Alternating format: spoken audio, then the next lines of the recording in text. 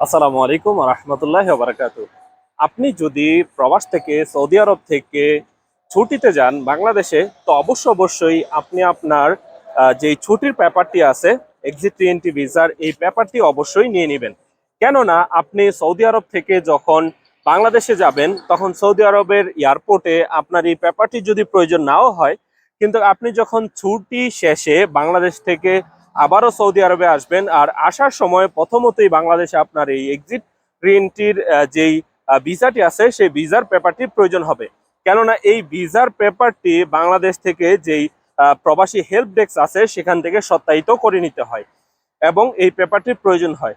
তো অবশ্যই যারা প্রবাস থেকে ছুটিতে বাংলাদেশে যাবেন, অবশ্যই আপনি আপনার যেই এক্সিট রিএন্ট্রির ভিসার যে পেপারটি আছে সেই পেপারটি অবশ্যই আপনি প্রিন্ট করে নিয়ে যাবেন। তাহলে ছুটি শেষে আপনি বাংলাদেশ থেকে আসার সময় আর কোনো রকম আপনাকে হয়রানি পোহাতে হবে না। ধন্যবাদ।